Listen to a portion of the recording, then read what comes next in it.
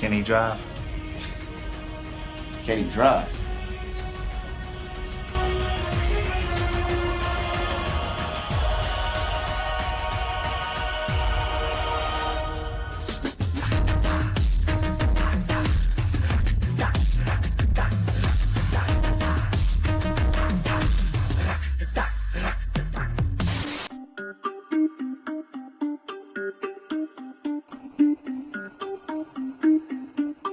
Everybody on the top got the same sound. Everything I'm about to drop, make a name now. Yeah, y'all don't really know. Hey guys, welcome back to Kiranism. I am the most consistent YouTuber of South India. ഇന്ന് ഞാൻ പറയാൻ പോകുന്നത് വളരെ skilful and talented ആയിട്ടുള്ള ഡ്രൈവേഴ്സിനെ കുറിച്ചിട്ടാണ്. Actually driving എന്ന് പറയുന്നത് ഒരു കലയാണ്. ആ കലയെ കൊല ചെയ്തവരാണ് ഇവർ.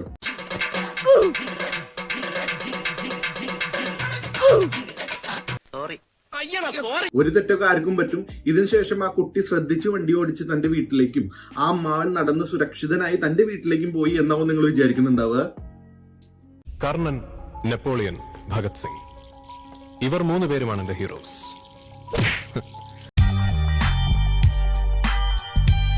ഇടികൊണ്ട അമ്മാവൻ be like. So without wasting any time, let's start another fantabulous, marvelous, amazing video. നമ്മളൊരു പുതിയ വണ്ടി വാങ്ങിയെന്ന് വെച്ചിട്ടുണ്ടെങ്കിൽ ആദ്യം എന്തായിരിക്കും ചെയ്യുക? അവരവരുടെ വിശ്വാസപ്രകാരം അമ്പലത്തിലോ പള്ളിയിലോ ഒക്കെ കൊണ്ടുപോകും. അതുപോലെ പൂജ ചെയ്യാൻ വേണ്ടി അമ്പലത്തിലേക്ക് പോയതാണ് ഈ ചേച്ചി.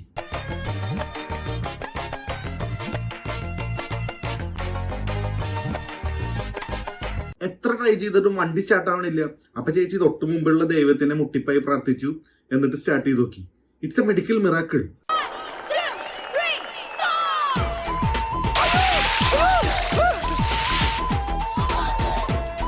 ഇതിപ്പോ ദൈവത്തിന് സൗകര്യമായി.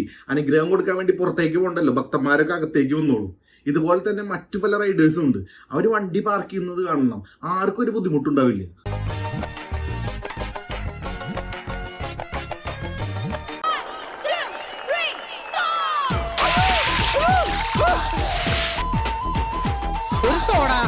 ആർക്കും ഒരു ബുദ്ധിമുട്ടില്ലാതെ വണ്ടി കടയുടെ ഉള്ളിലേക്ക് കയറ്റി പാർക്ക് ചെയ്ത് കൊടുക്കപ്പെടുന്നു.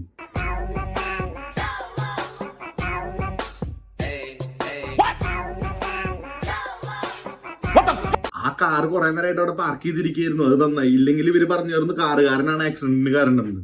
എനിവേ, 2 സുന്ദരികളായ പെൺകുട്ടികൾ ആക്സിഡന്റ് പട്ടിക്കെടുക്കുമ്പോൾ സഹായിക്കാൻ ആരുമില്ലടാ. ഞാനൊക്കെയാണെന്ന് വെച്ചാൽ സഹായിച്ചിരുന്നു. ബട്ട് ഈ അവസ്ഥയിൽ ഞാൻ അതിന് മുതിർന്നിട്ടുണ്ടെങ്കിൽ എന്നെ സഹായിക്കാൻ വേണ്ടി വേറെ ആൾക്കാർ വിളിക്കേണ്ടി വരും. അതുകൊണ്ടാണ്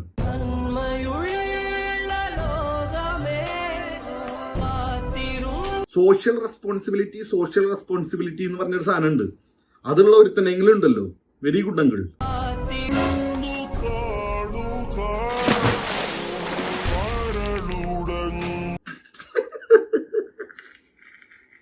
വണ്ടി നീ സുരക്ഷിതമായിട്ട് അറബിക്കടലിൽ ഡെലിവറി ചെയ്യുന്നതായിരിക്കും. Along with my uncle. Hello, how are U?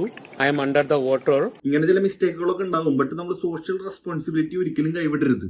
ഒരാളെ സഹായിക്കാൻ കിട്ടുന്ന ഒരവസരവും നമ്മൾ പാഴാക്കരുത്.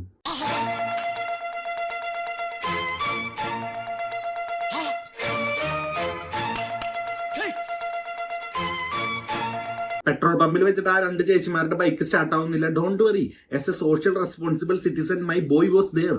എങ്ങനെ മനസ്സ് വന്നു ഇത്ര മനോഹരമായി ഈ വണ്ടി തല്ലിപ്പൊളിക്കാൻ?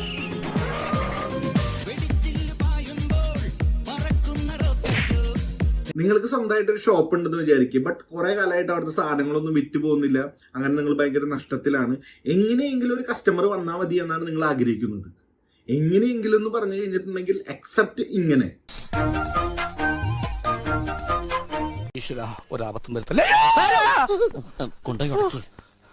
ഇങ്ങനെ 2-3 കസ്റ്റമേഴ്സ് വന്നാൽ മതി, കട മൊത്തത്തിൽ പൊളിഞ്ഞു വീഴും.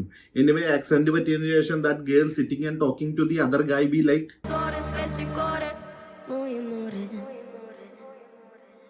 അടപ്രഥമൻ, ചക്കപ്രഥമൻ, കടലപ്രഥമൻ, ഒരു പൂവമ്പഴം കൂടെ ഉണ്ടെങ്കിൽ സദ്യ ഉഗ്രൻ.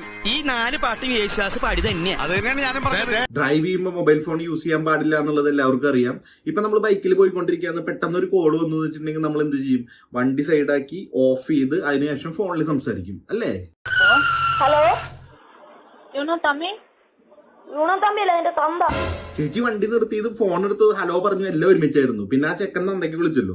ആ ദേഷ്യത്തിൽ ചേച്ചിയുടെ കൈ ധരിച്ചു. ബട്ട് ആ തരിച്ച കൈ ആക്സിലേറ്ററിന്റെ മുകളിലായിരുന്നു.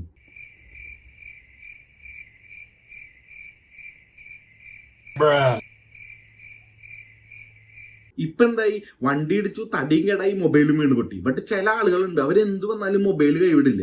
നമ്മുടെ ജീവനെ ആപത്ത് പറ്റിയേ, മറ്റു യാത്രക്കാർക്ക് എന്തെങ്കിലും പറ്റിയേ, വണ്ടിക്ക് എന്തെങ്കിലും പറ്റിയേ, ദേ ഡോണ്ട് കെയർ.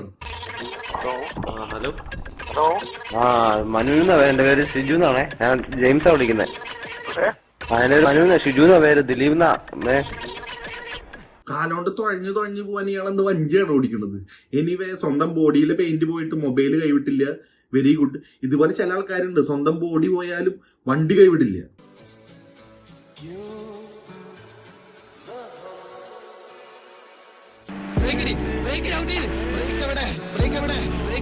ഇത്രയും ടൈം നമ്മൾ കണ്ടത് ബൈക്ക് ഓടിക്കാൻ പഠിച്ചു വരുന്ന സമയത്തുണ്ടാവുന്ന ആക്സിഡന്റുകളാണ്.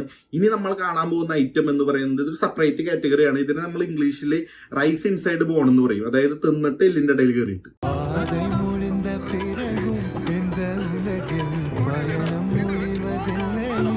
കണ്ട, ബൈക്ക് നേരെ ഓടിക്കാൻ പറ്റും, എന്നാലും പാമ്പ എഴണ പോലെ വേണം. That's why it is called as rice inside bone. ഇങ്ങനെ ചെയ്യുന്നതുകൊണ്ടുള്ള ഗുണം എന്താന്ന് ചോദിച്ചാൽ,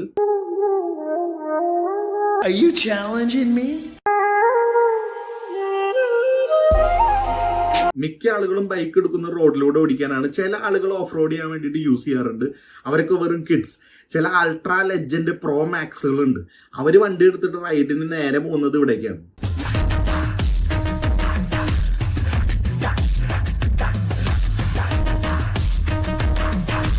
ബൈക്ക് എടുത്ത് കടലിലേക്ക് പോകുന്ന എന്തിനാന്ന് ചോദിച്ചിട്ടുണ്ടെങ്കിൽ എനിക്കറിയില്ല. 1-2 അസംഷൻസ് ഞാൻ പറയാം. ഇവന്റെ ഗേൾഫ്രണ്ടായിട്ട് ഡേറ്റിന് പോയിരുന്നു.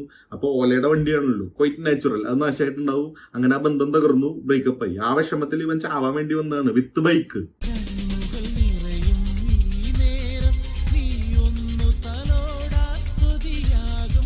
അതും അല്ലെങ്കിൽ ഇവൻ തിരുവനന്തപുരത്ത് പോയിട്ട് ശ്രീലങ്കയിലേക്ക് ഗൂഗിൾ മാപ്പ് ഇട്ടിട്ട് ഷോർട്ടസ്റ്റ് റൂട്ട് സെലക്ട് ചെയ്തിട്ടുണ്ടായിരിക്കും. Go straight and continue for 1,600 kilometers in Arabicado.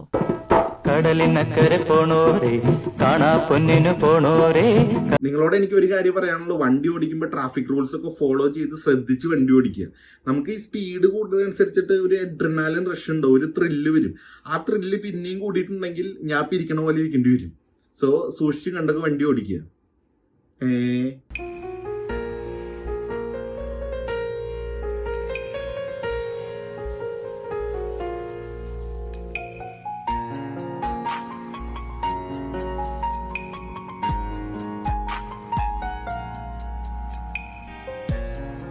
ചേച്ചിയുടെ പോലെ ഇത്രയും നല്ല മനസ്സുള്ള ആളുകൾ നമ്മുടെ നാട്ടിൽ വളരെ കുറവാണ്. കണ്ടുപിടിക്കുക. പിന്നെ ചേച്ചി ഇതുപോലെ തന്നെ തൃശ്ശൂർ റൗണ്ടിൽ വന്നിട്ട് ഒരു round അടിച്ചിട്ടുണ്ടെങ്കിൽ. A few moments later.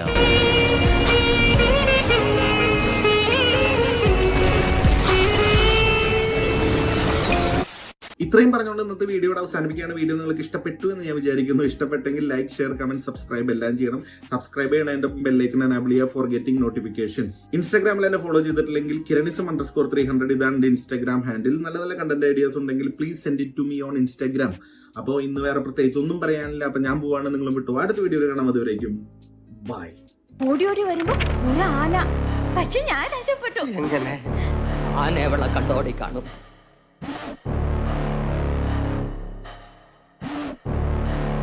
ആന എവളെ കണ്ടോടി കാണും.